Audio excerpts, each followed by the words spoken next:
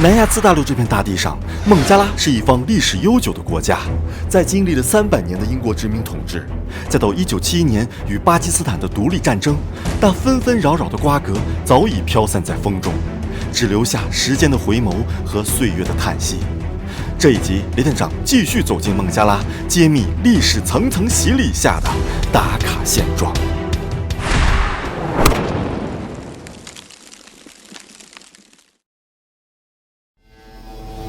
WTO 规定，孟加拉作为世界签发达国家之一，可获得对发达国家医药产品和临床数据专利保护的豁免至2033年。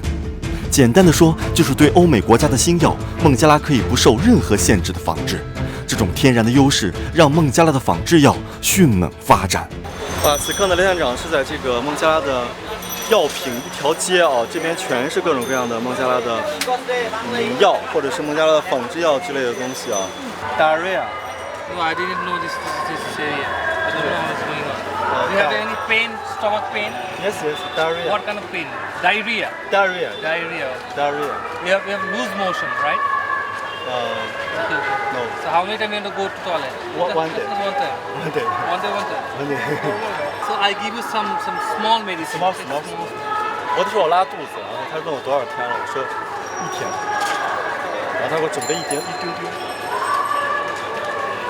以后大家到国外呢，叫那个拉肚子diarrhea，diarrhea。它的药店啊，由于孟加拉也是产药大国，所以它什么药都有。尤其是我发现这国家什么药特别多啊，一个是维生素类的啊，第二个就是那种咳嗽类的药，胃啊、肺啊这一块的。我觉得这个好像让我一下联想到这个国家环境污染呢比较的严重啊。因为孟加拉呢有1亿多人啊，这个就连打卡呢就有1800万啊，这么多的人口呢，为什么越来越多呢？它不计划生育啊，所以说这个套在这个地方呢还是挺必要的。我看这边的卖的这个套子都卖空了，7就没有了。孟加拉人这个制药厂呢，他们生产的这些仿制药呢，主要是供给自己，75%呢是供给自己国家啊，但是他们更多的销往世界200多个国家，所以说呢，这些药品真的可以说，成为了孟加拉人的福星。What happened? Your boss? I don't understand you. What happened? Okay. 由于药品市场充斥着很多不正当买卖的角落，他们并不希望泄露给外人看。雷店长还是为数不多对其进行体验的人，即使有阻碍，我也要和当地人搞好关系。其实我给大家说，孟加拉这种巷子还挺危险的。我现在除了给大家说这边的制药厂这种巷子，作为女生应该很难敢过来啊，因为这边全都是各种各样的。这不是这边那个增强力量的这个保健品一喝下去之后呢，能够让人彻夜不眠，增强力量。所以说呢，在这边呢如果你要是身体亏空，可以喝这样的人参，而且它人参没画1个画2个，好像感觉似乎有什么哪里不对劲儿啊。其实你要知道在这边卖这个印度神油真的是很多的啊，这边有这种男性活力的这种药。This is made in Bangladesh. I can drink no problem. What? How much? 30 大卡。哇，这个2瓶印度神油啊，谁要跟我挑战一下啊？有 drink？ 我感觉他太年轻了，我感觉他至少只有18岁啊。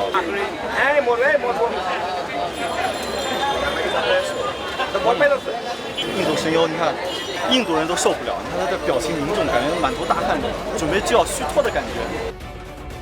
就在无人敢来挑战的时候，一位中年大叔在我身后默默地观察了许久，跃跃欲试，一看就是身经百战，老当益壮，眼神坚定地告诉我 I can do it。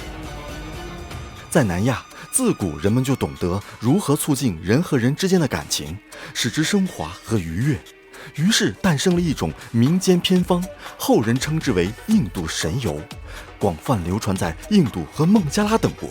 给大家来挑战印度神油，你看这么多的年轻小伙都甘拜下风，只有这些老妖怪、老江湖他们撑了下来。你是最壮的，最壮。OK， OK。打卡的街道随处可见流浪汉，而唯一能为他们遮风避雨的墙壁上，却画着血雨腥风的战争画面。这些画面的背后又有着怎样的故事呢？雷店长将继续揭秘打卡那些不为人知的秘密。Pakistani. Oh, Pakistan. Bangladeshi freedom fighter. This Bangladesh, Freedom fighter. This Pakistan. Surrender. Oh, 1971. 1971. Surrender. Pakistan. Surrender. 哦，1971 Pakistan。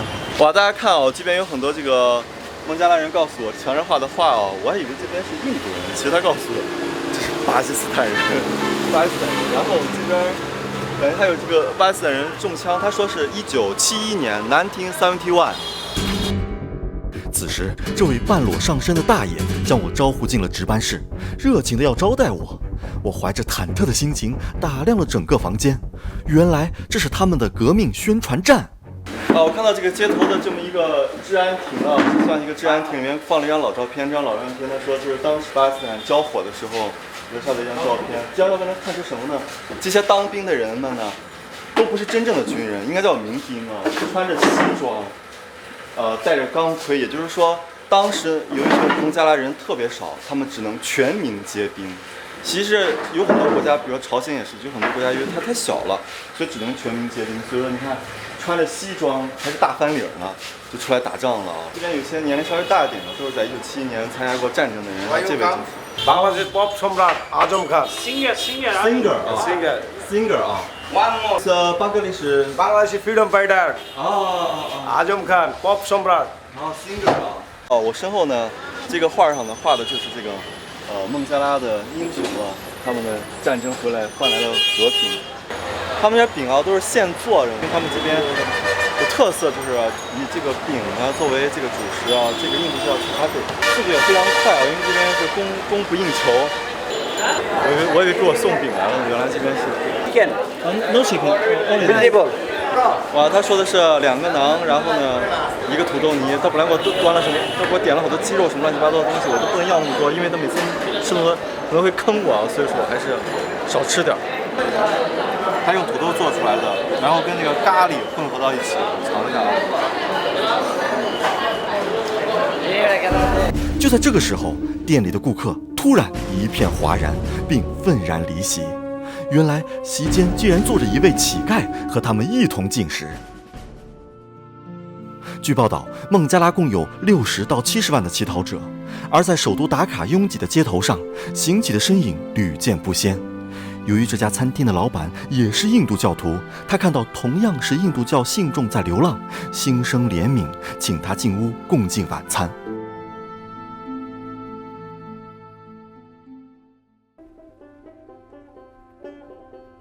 纺织业目前是孟加拉最主要的制造业，现拥有2000多家纺织厂，6000多家成衣加工厂，就业人数超480万，成为仅次于中国的全球第2大纺织品出口国，直接影响了孟加拉国民经济发展，可以说是孟加拉经济的生命线。都非常漂亮，而且这漂亮到什么程度呢？你无论做窗帘、做衣服，都充满了这种想象力和梦幻色彩。我们看这些好像做纱丽和做窗帘的面料，我们看一下。哇，这个面料很漂亮。This how much? 250. 250. Taka. 一般都是按1米来算的。1米呢，他说250塔卡，也就是相当于人民币25吧。This is made in Bangladesh. Bangladesh 啊。India. Made in India 啊。我一问他呢，他就说这东西来自于印度。但是我觉得印度它这个国家毕竟大嘛，我也相信他们这个印度的。但是他们不要因为是孟加拉产的而自卑啊，我觉得挺好的。哎呀，这一个真的挺沉的，他们居然能够靠自己的头上的功夫，一个人顶3个，太夸张了。我觉得这个至少有60公斤吧，就一个女孩那么重，就一个女孩那么60公斤吧。当然了，也有更轻的。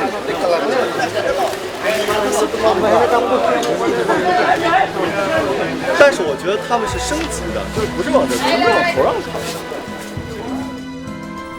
英国殖民时期，孟加拉人并没有摆脱阶级的命运。至今，穷苦的搬运工依然会把货物顶在头顶。这个动作一方面反映了贫贱的身份和民族习惯，另一方面反映了货品比人的价值还要高。也许你觉得这并不公平，但是这就是孟加拉人的今天和过去，一个永远也摆脱不了的梦魇。这个市场上的人在卖这种鞋，这种鞋呢都顶在头上，然后往这边来运输。在这个轻纺市场旁边呢，有很多这种缝纫机。这些缝纫机干什么呢？因为呢，既然有衣服呢，就有这个缝纫。有些呢，他们买来布料需要有缝纫机来自己缝，所以他们自己家人都会要现在缝纫机啊。这个应该是缝纫机的 top 这是它的配件。大家看这边的缝纫机都是中国产的，这边写的是缝纫机针。雷店长以前可是缝过的这是飞虎牌缝纫机针飞虎牌缝纫机。梭子。Haya. 梭子。Haya. Good one. Made in China? China. This one China. Good one. Number one Bangladesh. OK。雷店长呢要给大家讲一讲，其实雷店长以前呢也是做过缝纫的，雷店长对缝纫机非常了解这个缝纫机针呢放在这个时候呢，这个线要从梭子里面，从下面有个小梭子，一直搂上来，然后再一直穿着它穿进来穿到这个地方，然后呢再一点点的去。很多小朋友们，你看这些小朋友们要拉我去看电影，说他们这个国家 No.1 的明星在电影院里是有电影的。电影是什么样子我也不知道，这个在这个国家，那我就来看一看吧。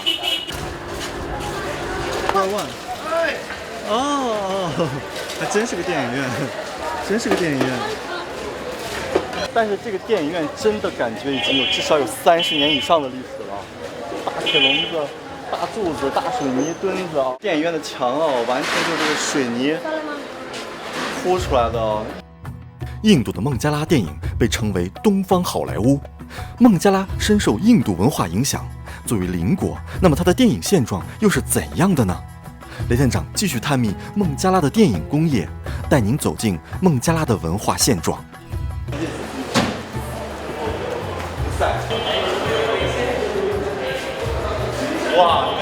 就在我要走进影院一览孟加拉电影真容的时候，却被工作人员叫住。原来因为电影院场次和观影厅太少，我只能等待上部影片放映结束。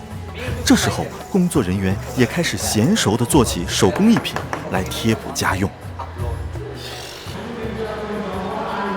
大家看现在这个孟加拉的这个电影院散场了注意我现在是买了票在这等，为什么？等下一场看头了，他们不让我进去，说还有3分钟演完了，让我再等一等，再我赶紧等一等。好了，我们进了。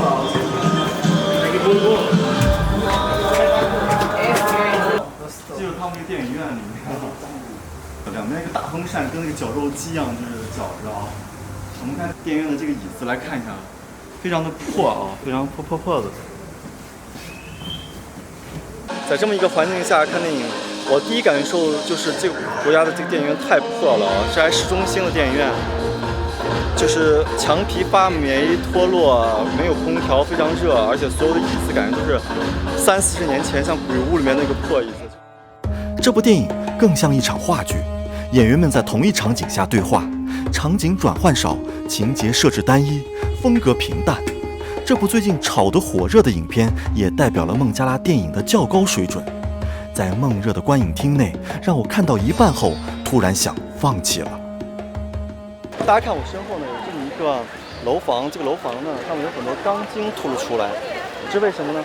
其实呢，由于这个孟加拉的这个人均住房面积非常的小，可以说呢，每10个人只有这么20平米的位置，所以导致呢，孟加拉呢，在这个达卡市区呢，1800万的人呢，都蜗居在了很小的这么一个区域里面。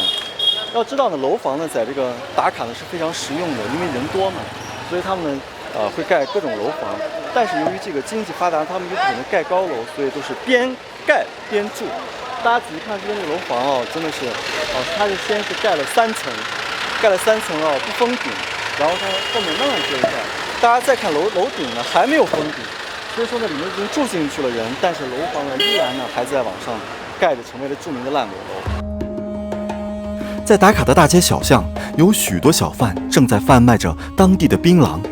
槟榔的历史演进过程中，逐渐形成了人们咀嚼的嗜好品，在全球更是一度成为了继咖啡之后的第4位大众爱好。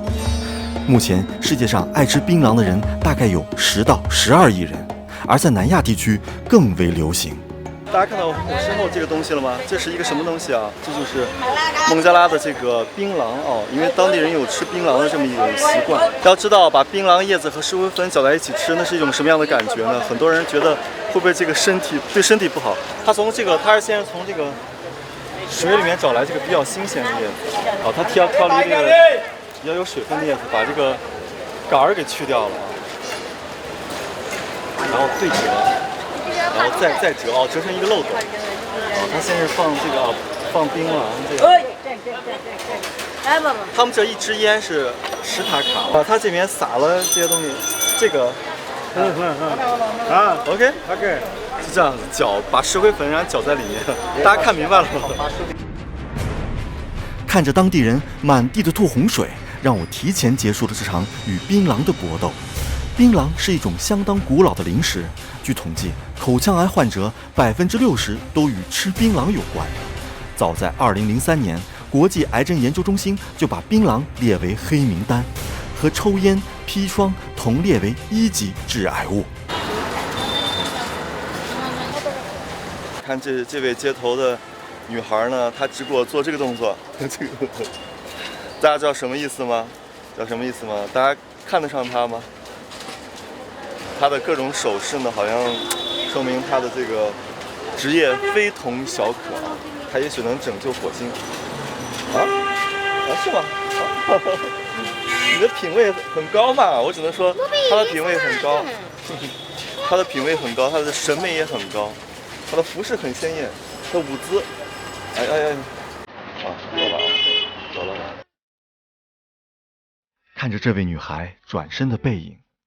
也许他因为还债或者契约，必须被迫继续自己的工作。世界上还有很多女性在生死线上徘徊，她们因为温饱而投身烟花巷，又因为孩子而继续沉沦迷失。